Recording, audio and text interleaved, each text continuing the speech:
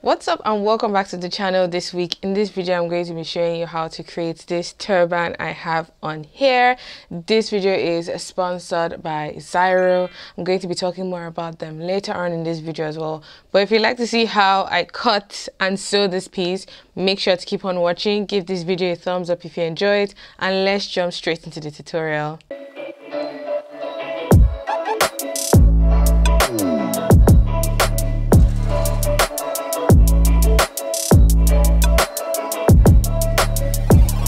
So before we even get into the video, I just have to tell you guys that this piece is like the third take or my third attempt on making a turban. The first one, this is the first piece I made. It just looks like a swimming cap.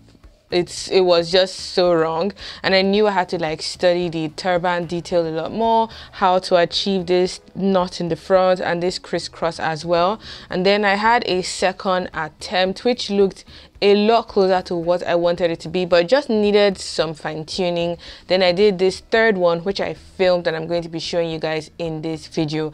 I worked with a scuba jersey which has some stretch in it, so I didn't have to think about buttons or zips, so just keep that in mind when you are following this video to recreate it for yourself or for a client.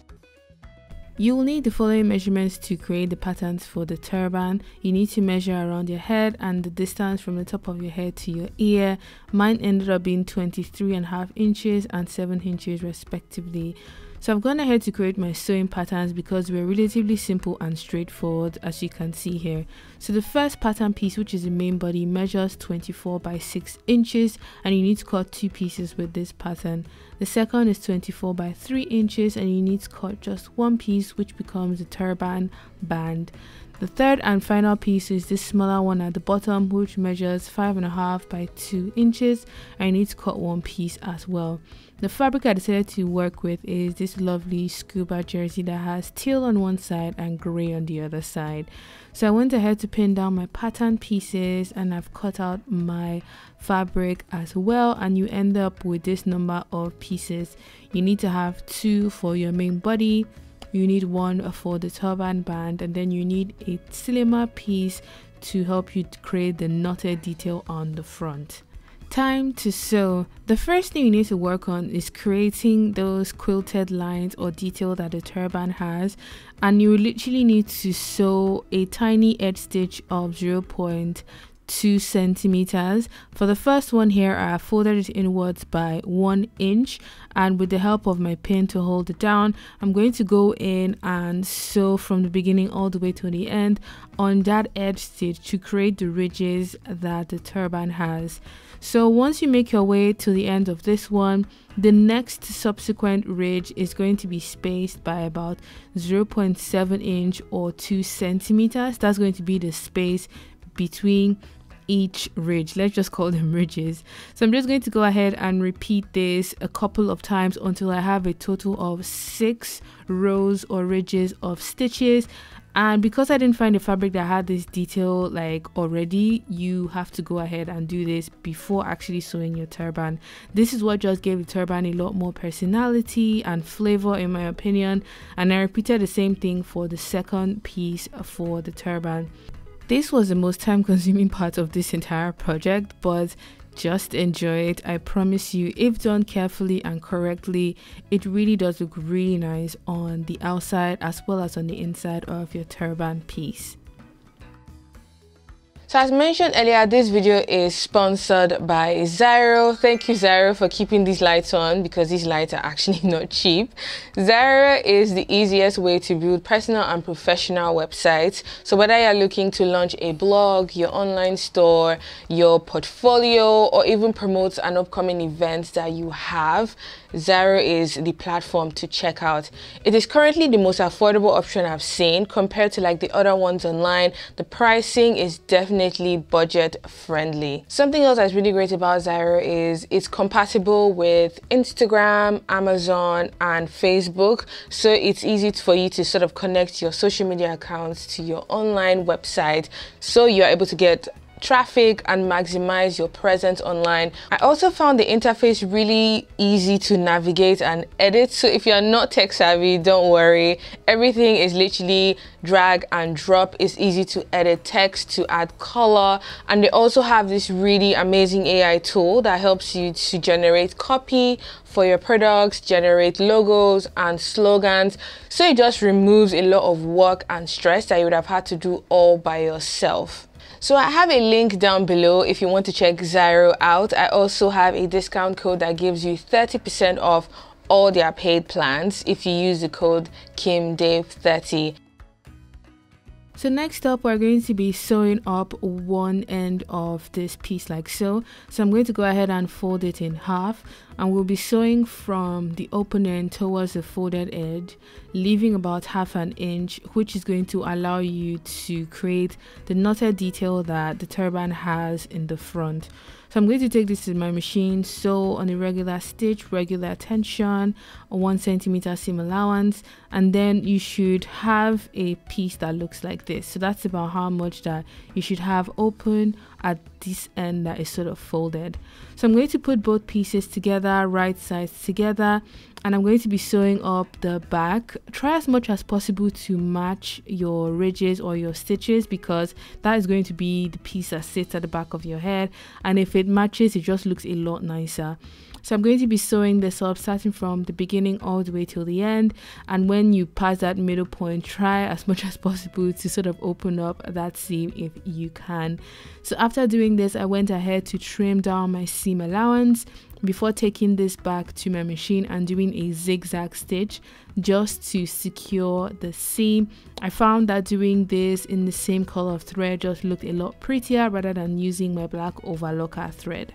So this is what it looks like on the center back edge of the turban. I'm going to go ahead and sew one side of this piece together like so, leaving the other side open. So I stitch up until where the folded edge is, and this is about how much that you should have open, because along that open end is where you're going to be attaching the band, which is a slimmer piece that has the same width as the body pieces. So I'm just going in here to pin the band starting from my center back point, pinning up until the front, and then you should leave about this much open on this end like so. It's about an inch give or take, and that would let you crisscross the ends to create that like crisscross detail that the turban has on the front.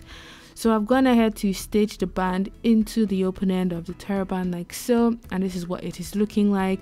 And this part is the most crucial part, and you should take your time doing this because this is what sits right at the front. So you should join opposite ends of the band to the front seam, so this side to this other end like so, and then the other side to the reverse side of the front seam to create a triangle shape that looks like this.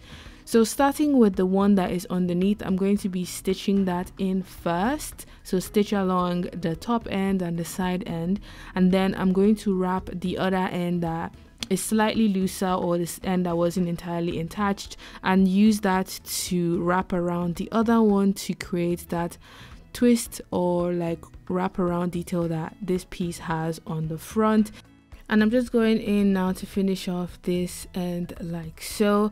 After stitching that in place, I went ahead to trim down the seam allowance all the way around just to make it nice and even and tidy. And the next thing you'll be working on is that really slim piece that you have. You sew right sides together, turn it inside out to create a slim tunnel that you'll be passing through that opening that we left when we joined the initial part. So through that opening, I'm going to pass it through like so in one end, and then pass it out through the other end, and then pull them together so it sort of pulls that pointy end together, and it creates that knotted or full front detail that the turban has. So once you've pulled both ends together like so, I just believe hand stitching is the best option, because what you would end up is a very thick layer, and except if you have an industrial machine that has really high, you know, work duty load set in, I just couldn't just sew this under my machine, so I ended up having to hand stitch this particular piece like so, and then trim off the excess, tied a few knots to secure it, and then just check in the front to see if I am happy with the outcome. So after doing this, the next thing you will need to work on is finishing off the center back end, which at this point was a little bit pointy, and I just wanted that to be slightly more rounded on the back.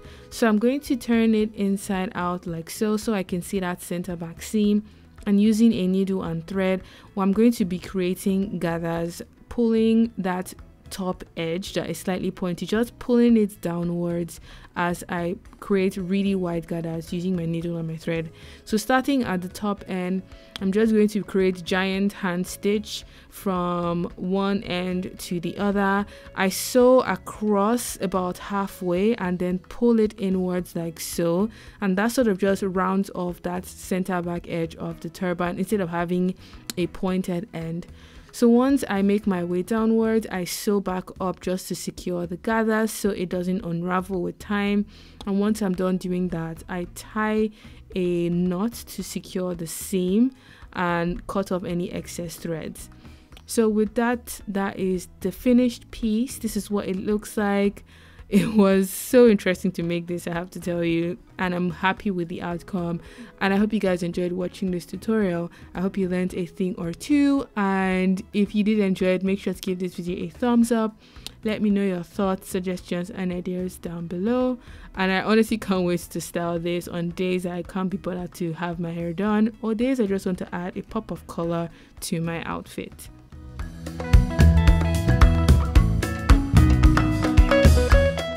And there we have it, guys. I hope you enjoyed watching this tutorial. It was so much fun making because I had to make mistakes and learn from them until I arrived at this final result. If you enjoyed this tutorial, please give it a thumbs up, comment your ideas and thoughts down below so I know what I need to work on next. Thanks once more to Zara for sponsoring this video. Make sure to click the link in the description box and use the code KimDave30 to get 30% off all paid plans. But if you did enjoy this video and you want to recreate it, of course, please do so. I would love to see your recreations and tag me on Instagram at KimDaveDesigns so I get to see your work as well and possibly share it on my social media platforms. If you enjoyed this video and you would like to see more tutorials like these, let me know your suggestions in the comment section down below. And until my next video, have a good morning, afternoon and evening wherever you are, and continue to stay safe, continue to stay positive and grateful. I just believe one day we'll be able to talk about this year as a memory and look back on it that we all survived. So yeah, I'll see you next time. Bye.